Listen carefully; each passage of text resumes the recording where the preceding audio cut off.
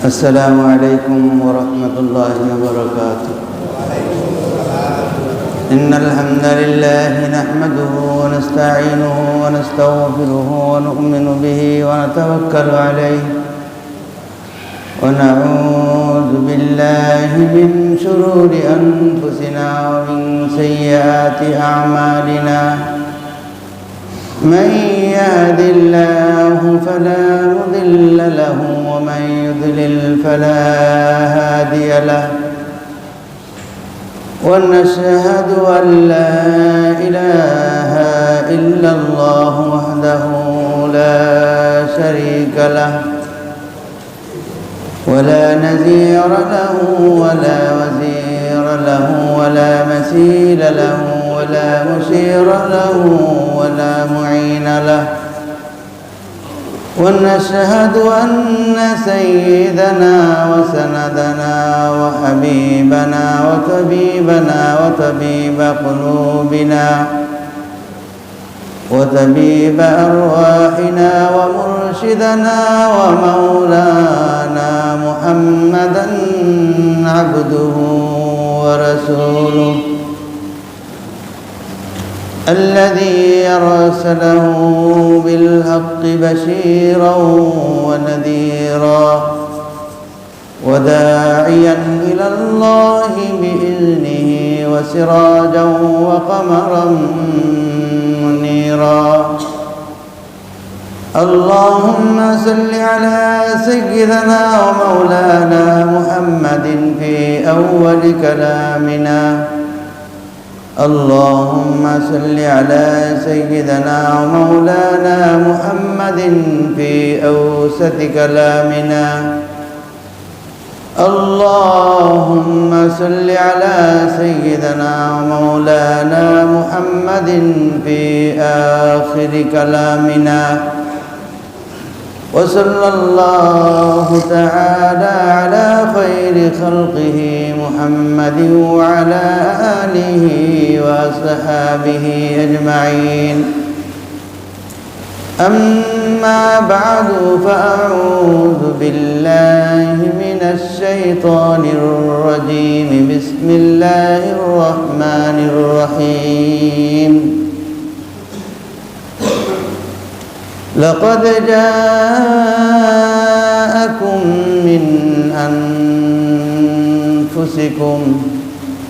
من أنفسكم عزيز عليه ما عنتم حريص عليكم بالمؤمنين رؤوف رحيم. صدق الله مولانا العظيم. وقال رسول الله صلى الله عليه وسلم: أنا سيد ولد آدم ولا فخر، أو كما قال عليه الصلاة والسلام. উপস্থিত मोहतरम हाजिरीन, वाजिबुल एहतराम मुअज़्ज़ज़ मुसल्लियान करम, अल्लाह जल्ला शानुहुर लाखो कोटी शुक्रिया। अल्लाह रब्बुल आलमीन आमादेरके এই পবিত্র দিনে আল্লাহ রব্বুল আলামিনের মহান হুকুম জুমার নামাজ আদায়ের উদ্দেশ্যে আল্লাহর ঘর মসজিদে আগে আগে হাজির হয়ে দিনে কিছু আলোচনা শোনা এবং শুনবার আল্লাহ পাক আমাদেরকে তৌফিক দান করেছেন। এই জন্য আমরা প্রত্যেকেই অন্তরের অন্তঃস্থল থেকে শুকর আদায় করি, আলহামদুলিল্লাহ।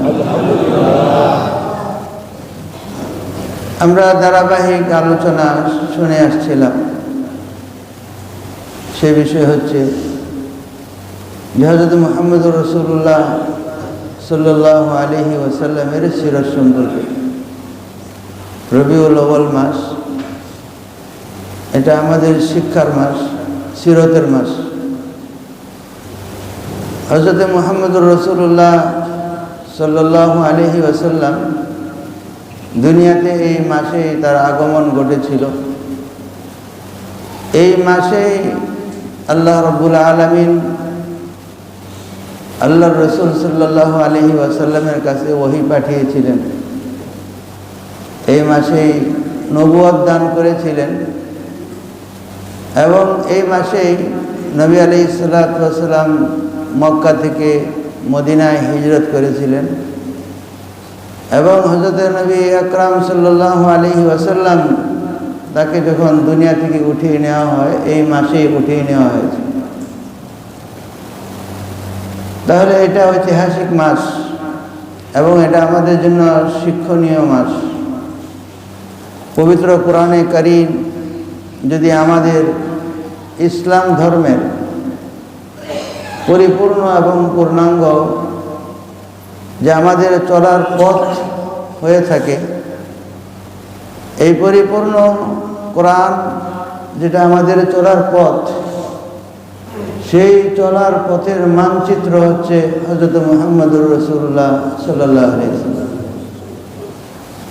যেমন আমরা এই আধুনিক এই বিজ্ঞানের উৎকর্ষ এবং তার উন্নতি সাধনে যে আমরা যে সমস্ত জিনিস বা ডিভাইস আমরা ব্যবহার করে থাকি অত্যাধুনিক, যেগুলোর একটা মূল জায়গা আছে, মূল সার্ভার আছে, তাকে অবলম্বনে আমরা পথ চলি। যেমন জিপিএস, গুগল ম্যাপ ধরে আমরা আমাদের পথ পাওয়ার একটা ব্যবস্থা আমরা নিয়ে থাকি, সেভাবে পথ চলি। তা আমাদের দুনিয়া এবং আখিরাতের জীবনের পথ চলার সবচেয়ে বড় মানচিত্র, নমুনা, ক্যালেন্ডার হযরত মুহাম্মদুর রাসূলুল্লাহ সাল্লাল্লাহু আলাইহি ওয়াসাল্লাম। হযরত মুহাম্মদুর রাসূলুল্লাহ সাল্লাল্লাহু আলাইহি ওয়াসাল্লামের জাতে মুবারক এবং তার যে সত্তা, তাকে নিয়ে যদি কেউ একটু চিন্তা করে, গবেষণা করে, তাহলে আজকে আমরা মুসলমান কেন, মুসলিমরা কেন, যারা আজকে অমুসলিম হিসেবে, ইসলামের শত্রু হিসেবে যারা আজকে পরিচিত, তাদেরও বড় সংখ্যক, শতকরা 100 থেকে 100% লোক আল্লাহর রসুলের পথ অনুসরণ না করে এবং ইসলাম ধর্ম না গ্রহণ না করে চলতে পারে না। এমন একটা ব্যক্তি যারা রসুল পাক সাল্লাল্লাহু আলাইহি ওয়াসাল্লামের জীবন নিয়ে গবেষণা করছেন। আমি হয়তো কোনো এক বয়ান বলেছি যে কাজী আতহার মুবারকপুরি, তার একটা কিতাব আছে যে খায়রুল কুরুন কি দরসগাহ। তারপরে আমাদের এই উপমহাদেশের প্রখ্যাত ডক্টর হামিদুল্লাহ খান, যিনি একজন সিরত গবেষক হিসেবে প্রসিদ্ধ, জেনারেল শিক্ষিত, ইংরেজি শিক্ষিত, তাকে হয়তোবা আমরা চিনি না বা জানি না, কিন্তু সিরত গবেষকদের মধ্যে আমাদের এই যুগে, কারণ তার মৃত্যু খুব বেশি দিন আগে হয় নাই, 2002 সনে তার মৃত্যু হয়েছে। ব্যক্তিটা এত বড়, এত মাপের, যেটা হয়তো আমাদের কল্পনা করা যায় না, যে হযরত নবী আলাইহিস সালাতু ওয়াস সালামের জীবনের সে গবেষণা করছে এবং গবেষণা করে সে বই আকারে ইংরেজিতে হুজুর পাক সাল্লাল্লাহু আলাইহি সাল্লামের সিরতকে লিখছেন। শুধু তার এই সিরতের বই পড়ে ফ্রান্সে 40,000 খ্রিস্টান ইসলাম গ্রহণ করেছে। আর সেই লোকটা যে আমাদের দৃষ্টির আড়ালে, আমরা চিনি না, জানি না, আমরা আমাদের দেশের যারা প্রখ্যাত সংবিধান বিশেষজ্ঞ, সংবিধান রচনাকারী, সংবিধান রচয়িতা, নামাজ কালাম পড়ে না, হাঁটতে পারে না, চলতে পারে না, আমাদের জাতির কাণ্ডারি, কত কিছু ভাবি। জীবনে কেউ মেম্বার ইলেকশন করে পাশ করতে পারে নাই, তার জীবনের কোন একটা আদর্শ আমাদের সামনে রেখে যাবে বা রেখে যাচ্ছে, এরকম এমন কোনো আদর্শ আমরা খুঁজে পাই না। তাকে আমরা খুব স্মরণ করি। কিন্তু এই যার নাম বললাম, ডক্টর হামিদুল্লাহ খান, যে নবীজির সিরতের উপরে সে গবেষণা করছে। আর আমরাও যখন একসময় পাকিস্তানি ছিলাম, আমরা বাংলাদেশি না, একসময় পাকিস্তানি ছিলাম, ওয়েস্ট পাকিস্তান, পূর্ব পাকিস্তান, পশ্চিম পাকিস্তান, তখন তো আমরা পাকিস্তানি। এই পাকিস্তান রাষ্ট্রের যিনি সংবিধান প্রণেতা, নোট করে রাখতে পারেন এটা, এই পাকিস্তান রাষ্ট্রের যিনি সংবিধান প্রণেতা, সংবিধান লেখক, তার একজন হচ্ছেন এই ডক্টর হামিদুল্লাহ খান, যার জীবনী হইল এই যে নবীর সিরত গবেষক, যে নবীজির সিরতের উপরে গবেষণা করে ইংরেজিতে লেখে রেখে গেছেন। ফ্রান্সের 40,000 লোক তার সিরতের বই করে ইসলাম গ্রহণ করেছে। এখন বুঝতে পারেন সেও একটা ব্যক্তি, আর আমাদের গুলো ব্যক্তি, আমাদের গুলো থেকে নাস্তিকতার গন্ধ পাওয়া যাচ্ছে। আর তার কাছ থেকে আল্লাহর রসুলের যে হযরত নবী আলাইহিস সালাতু ওয়াস সালামের উপরে, আপনারা জানেন কোন জায়গায় প্রথম ওহী হয়েছে? বলতে পারেন না? কোথায় ওহী নাযিল হয়েছে? জাবালে নূর, গারে হেরা, হেরা গুহা। এটা তো একটা পাহাড়, কিন্তু পৃথিবীর সমস্ত পাহাড়ের মধ্যে সে সবচেয়ে সেরা পাহাড়, সবচাইতে বড় পদবী সে লইয়া বইয়া রয়েছে। তার নাম ওই মক্কা মদিনা, সারা দুনিয়াতে তারা কয় জাবালে নূর। পাহাড়ের নাম আবার নূর। কেন? যে নূরে নবুয়ত তার উপরে প্রথম নাজিল হয়। সে পৃথিবীর সমস্ত পাহাড়ের উপরে সে মর্যাদা নিয়ে গেছে। হযরত নবী আলাইহিস সালাতু ওয়াস সালাম কোরআন শরীফের মধ্যে কি আছে? ইখরিজুহুম মিনাজ যুলুমাতি ইলান নূর, যে আল্লাহ তাআলা তাকে পাঠাইছেন যে মানুষকে অন্ধকার থেকে নূরের দিকে নিয়ে যাবে, আলোর পথে নিয়ে যাবে। তা ওই আলোটা প্রথম যে পাহাড়ের উপরে নাজিল হয়েছে, ওই পাহাড়টার নাম হলো জাবালে নূর। সেই পাহাড় সে আলোকিত, সে ধন্য। বুক চিতিয়ে পৃথিবীর মানচিত্রে সে বসে আছে। হাজিরা হজ করতে যায় অথবা মক্কা মুকাররমা ঘুরতে যায়, হজ উমরা বাদ দিলাম, ঘুরতে যায়, দেখতে যায়, তার মধ্যে সর্বপ্রথম যে জায়গাটা, সেই জায়গাটার নাম হলো জাবালে নূর। এইটাকে দেখে আসলো না, জিয়ারা করলো না, যদিও এটা কোনো হজের অংশ না, সফরের অংশ না, উমরার অংশ না, কিচ্ছু না, যে মিয়া এটা তোমার কিছুই হয়নি, তোমার এই সফর অসম্পূর্ণ। এটা যে নবীজি অথচ উপরে কেউ উঠে না। আমরা কতবার গেলাম, কিন্তু আমার জীবনে একবার উঠছি, দ্বিতীয়বার অর্ধেক চেষ্টা করছি, বয়স একটু বেড়ে গেছে, তখন উপরের দিকে উঠতে শ্বাসকষ্ট হয়। কিন্তু প্রথম যখন গেছি তখন এক দৌড়তে যায় উপরে, একবারে চোরায় চলে গেছি। পরের বার আজ অনেক কষ্ট হয়, এই বুকের মধ্যে চাপ লাগে। হ্যাঁ, তাহলে এই যে পাহাড়, এই পাহাড়ের উপর প্রথম ওহী নাযিল হয়েছে, সেই ওহী হলো নূর। এই নূরের থেকে নাম হয়ে গেছে জাবালে নূর। সুবহানাল্লাহ। যার জন্ম, কি বলুন, যার জন্ম মা আমেনা বলছেন, সিরতে ইবনে হিশাম বলেন, সিরতে ইবনে সাআদ বলেন, আমাদের কিছুদিন কাল আগে যার সিরত সম্পর্কে বিশ্বসেরা আলেম মিশরের শেখ আবু ফাত্তাহ আবু গুদ্দা, তার সিরত গ্রন্থ, এবং আমাদের এই উপমহাদেশের যে হযরত ইদ্রিস কান্দরলবী রহমতুল্লাহ আলাইহ বিশ্বসেরা লিখিত নবীর সিরত সম্পর্কে, সিরতে মুস্তফা সাল্লাল্লাহু আলাইহি ওয়াসাল্লাম। আর এমনি অজানা, অপ্রসিদ্ধ, অখ্যাত কত হাজারো জনের যে লিখিত কিতাব আছে, এর গণনা শেষ করে যাবে না। কারণ প্রত্যেক আলেম বা প্রত্যেক লেখক যারা লেখে, যারা রচনা করে, তাদের জীবনের একটা সাধনা থাকে, যত বই লেখি আর না লেখি, একটা বই হবে, সেটা হবে নবীজির সিরতের উপর। না হয় আমার জীবনের সমস্ত লেখাই বৃথা।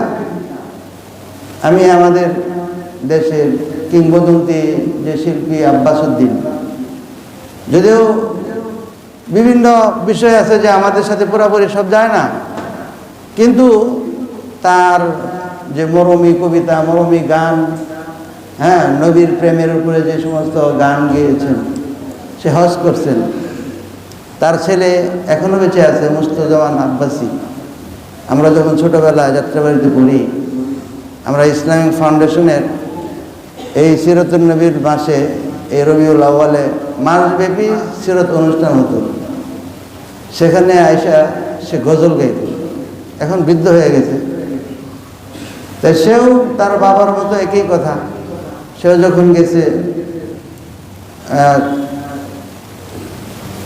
রোজে আথারে, তখন সেও তার মনের কামনা বাসনা তার পিতা যেভাবে পেশ করছে, যে আমার মনে চায় আপনার জীবনে অনেক মরমী কবিতা আমি পাঠ করেছি, আজকে মনে চায় আপনাকে শোনাই।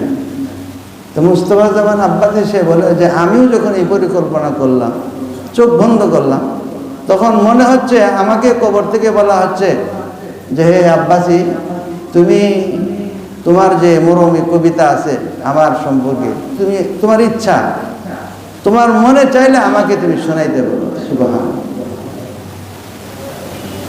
হযরত নবী আলাইহিস সালাতু ওয়াস সালামের ব্যক্তি, এই যে তার আলোচনার এমন কোনো সাইড নেই যেটা আমাদের জন্য বিউটিফুল না, সুন্দর না, এমন একটা দিক নেই। যে লেখে সেও স্বাদ পায়, যে বলে সেও মজা পায়, যে শুনে সেও মজা পায়। সুবহানাল্লাহ। এমন একটা দিক, যে লেখতেছে সেও তার এটাকে জীবনের সবচেয়ে বড় সফলতা মনে করে, যে পড়তে পড়ে সেও মনে করে আমি জীবনের সবচেয়ে দামি বই বা কিতাব আমি পড়ছি, যে বলে সেও মনে করে জীবনের সবচেয়ে বড় দামি ব্যক্তি সম্পর্কে আমি আলোচনা করি। হযরতে মা আমিনা তিনি বলেন যে যখন আল্লাহর রসুল আমার পেটে আসলো, মুহাম্মদ সে যখন পেটে আসলো, তখন এটা আমরা বুঝবো না, আমাদের মায়েরা বুঝবে যে বাচ্চা পেটে আসলে তার কত ধরনের কষ্ট তার হইতে পারে। যে মুখের রুচি শেষ হয়ে যায়, হ্যাঁ, কিছু খাইতে মনে চায় না, বমি আসে, স্বাদ নষ্ট হয়ে যায়, ঘুম হয় না, হ্যাঁ, ঘুমাইতে পারে না, শুইতে পারে না, কত কষ্ট। কিন্তু আমার এই ছেলে আমার পেটে যখন আসছে, আমার জীবনে কোনো দিন যে গর্ভধারণের যে একটা কষ্ট আছে, এই কষ্টের বিন্দু বা পরিমাণ কষ্ট আমি কোনোদিন অনুভব করি নাই। মেসেজটা কি? এখানে মেসেজটা হলো আমাদের জন্য যে মানুষ দুনিয়াতে জন্মগ্রহণ করবে, জন্ম নেবে, কোনো মানুষ কোনোদিন কাউকে কোনোদিন কষ্ট দিতে পারবে না।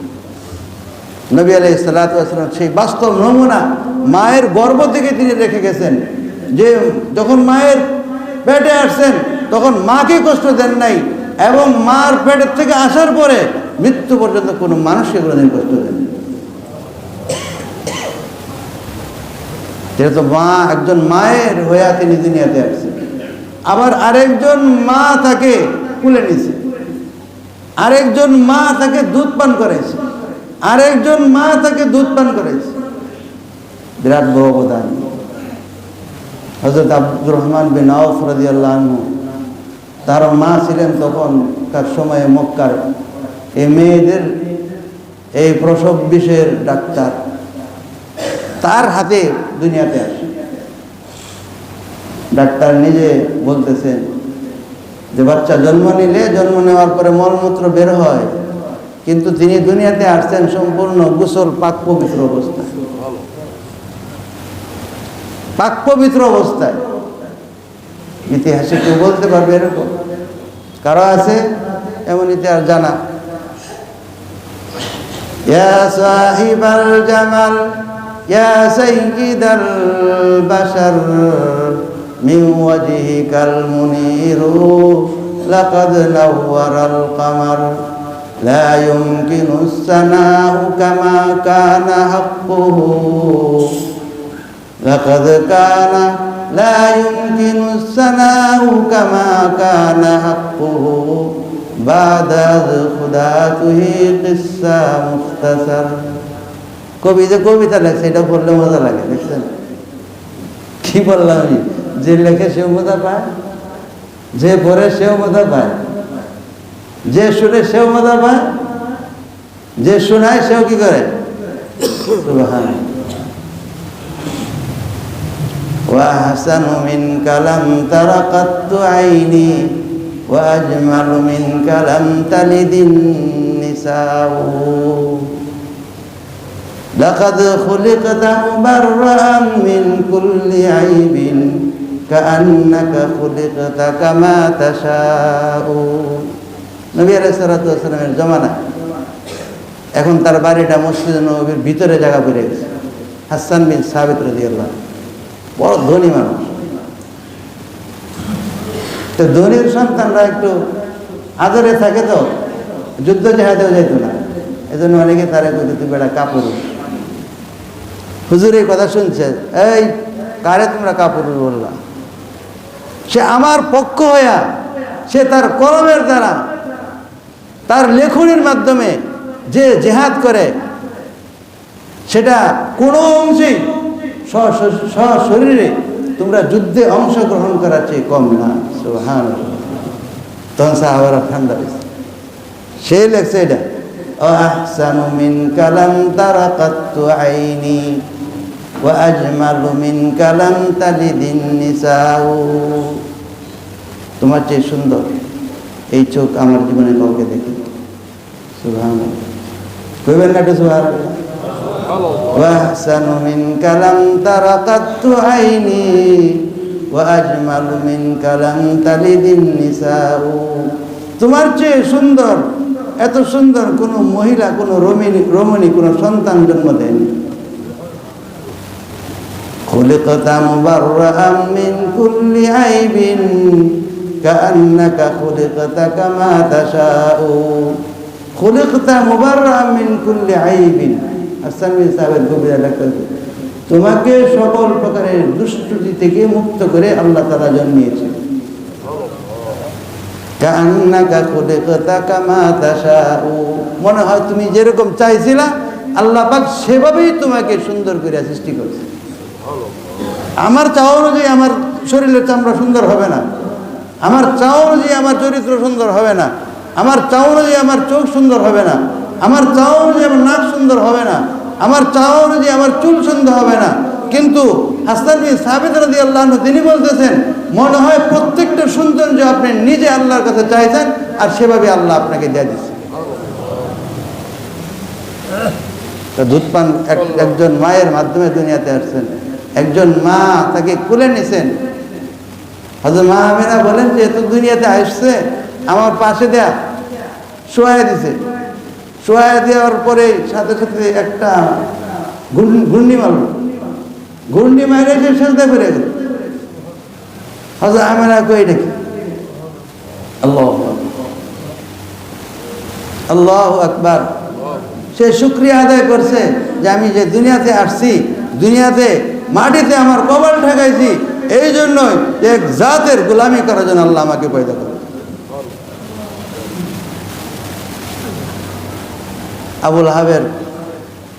আবুল হাবকে তার এই ভাতিজার কথা যখন সংবাদ দেয় যে আপনার ভাতিজা হয়েছে, কথাই নাকি? হ্যাঁ, মুহাম্মদ। শুধু এই সুসংবাদ দেওয়ার জন্য আবুল হাব তার বান্দি সুয়াইবিয়া তার আজাদ করে দিয়েছে। সুবহানাল্লাহ।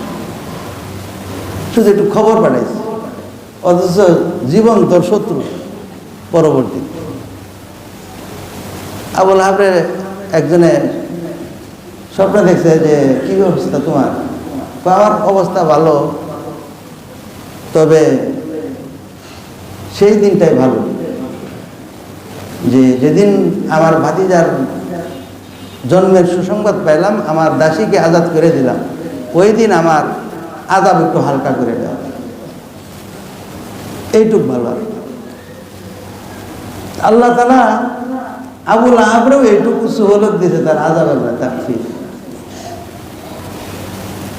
তো এই সুহাইবিয়া হুজুরকে প্রথম যারা দুধ পান করে তাদের মধ্যে একজন।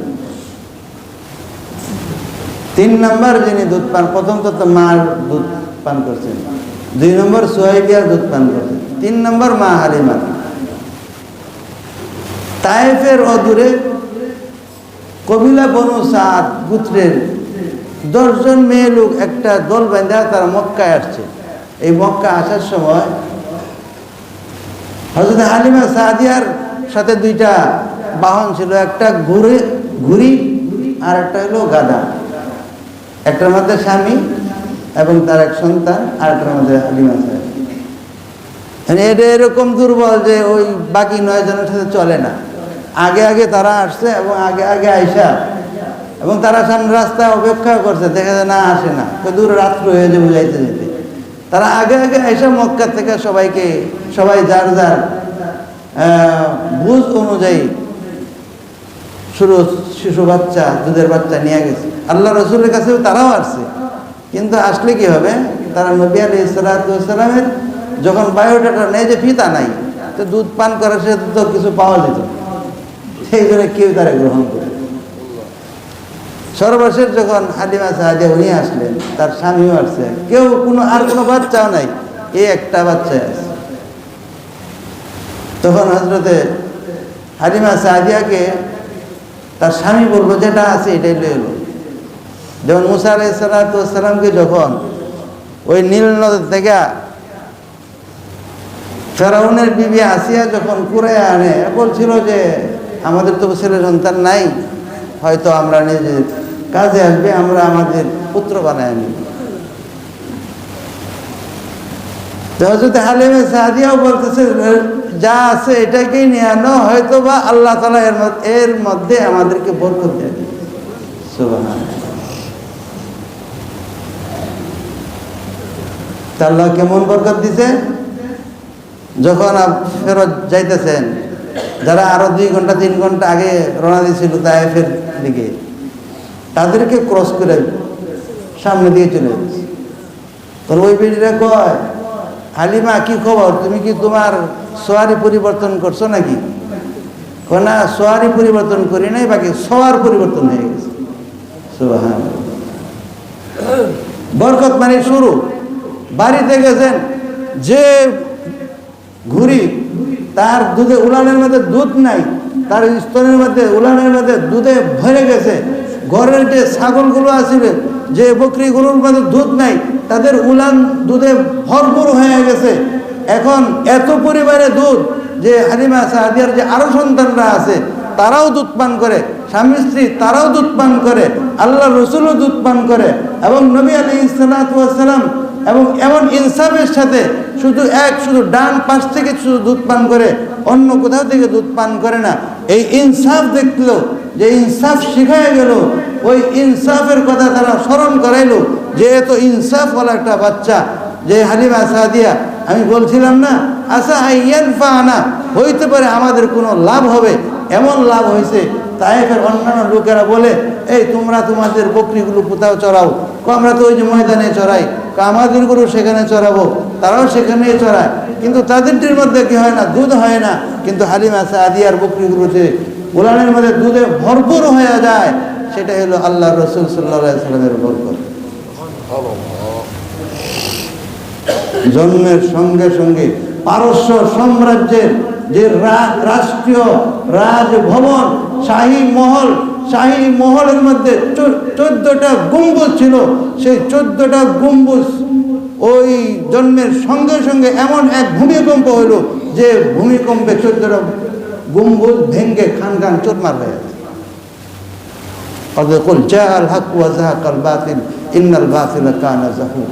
সত্য এসে গেছে। সত্য যেদিন দুনিয়ার মধ্যে আগমন করছে, ওই দিন থেকেই মিথ্যা পৃথিবী থেকে পালানো শুরু করছে। রাজদরবার জিজ্ঞেস করতে, ঘটনা কি?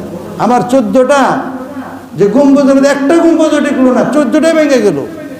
মুআব্বির এবং যে ভালো যে দূরদর্শিতা রাখে, সে বলল যে পারস্য সাম্রাজ্য সম্রাট মহা, আপনাদের এই পারস্যের সাম্রাজ্য আর মাত্র 14 জন বাদশাহ হবে, এর বেশি হবে। 14 জন তো অনেক কিছু। সে বুঝে নাই যে আল্লাহ তাআলা কারো বাদশাহী সিনা নিতে 1 সেকেন্ড লাগে না, কোনো সময় লাগে না, সে নিশ্চিন্ত হয়ে গেছে। হযরত নবী আলাইহিস সালাতু ওয়াস সালাম দুনিয়া থেকে শুধু গেছেন, যাইতে দেরি।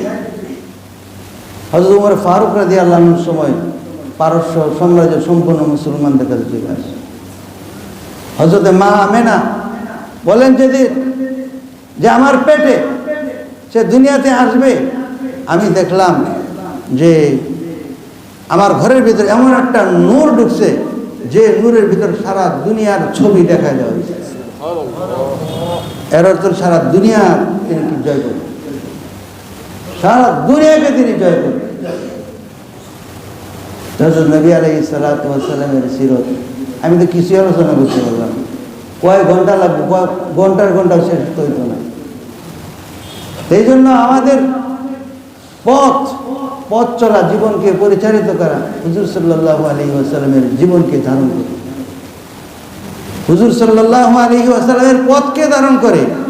যারা এই পথ ছাড়া ভিন্ন পথে চলতে যায় তাদের রেহাই এই দুনিয়াতে নাই। আমরা তো এত চলি না, বা যারা আল্লাহ রসুলের নাম মাত্র নাম আছে তাদের অবস্থায় দেখেন দুনিয়াতে কি অবস্থায় চলে। দুনিয়ার রাষ্ট্র ক্ষমতা, গদি, পদবি নিয়ে মানুষ কত ক্লান্ত, কত কষ্ট, কত কিছু করে। কিন্তু তার এই ক্ষমতার মধ্যে যে ফারাক কতটুকু জানেন? এই যে সাম্প্রতিক দেখছেন না নেপালে, যে মনে করেন যে এই ক্ষমতার দূরত্ব হইলো, এই মনে করেন আমার মেম্বার আর একটা হেলিকপ্টার, এর মাঝখানে যে রশি আছে, এই রশি, তাও এই রশিটার প্রশিক্ষণ নিতে হইব। যদি প্রশিক্ষণ না নেয় তাহলে এই রশিতে ধরার সুযোগ নেই। তো এখান থেকে এই মেম্বারের থেকে ধরছে, রশি ফালাইছে, ঝুললে উপরে ওটা লেগে গেছে। এই হলো দুনিয়ার ক্ষমতা, এই হলো দুনিয়ার পাওয়ার। যে মাটিতে হাঁটে যাওয়ার মতো ক্ষমতা তোমার নাই, কিন্তু যদি তুমি মুহাম্মদুর রাসূলুল্লাহ সাল্লাল্লাহু আলাইহি ওয়াসাল্লামের শিক্ষার মাধ্যমে রসুলের সিরত অনুযায়ী জীবনযাপন করতা, তাহলে দুনিয়ার মানুষ তোমাকে মাথায় করে এই দুনিয়ার মধ্যে রাখবে। তুমি কোথায় যাইবা? কত বুজুর্গান আছে এই যে মাজার ঘুরে উঠছে, কেল্লেগা যে মানুষ এখনো পাগল শুধু তাদের অতীত ইতিহাসকে শুধু শোনার দ্বারা। মানুষ এতই পাগল যে কবরের মাটি পর্যন্ত উঠায় নিয়ে যেতে চায় বরকতের জন্য। এত মানে কেন? ওই সাহাবে কবর রসুল সাল্লাল্লাহু আলাইহি ওয়াসাল্লামকে এভাবে মানছে, এভাবে অনুসরণ করছে, যেটা স্মরণীয় এবং বরকতের কারণ হয়েছে বিদায়, যে মানুষ তাকে এইভাবে মহব্বত করে। তা আমরাও যে আল্লাহ রসুল সাল্লাল্লাহু আলাইহি ওয়াসাল্লামকে মহব্বত করি, আল্লাহ পাক আমাদেরকে এভাবে দামি বানায় দেবেন। আল্লাহ পাক আমাদের সকলকে আমল করার তৌফিক দান করুন। ওয়া আখিরু দাওয়ানা আলহামদুলিল্লাহ।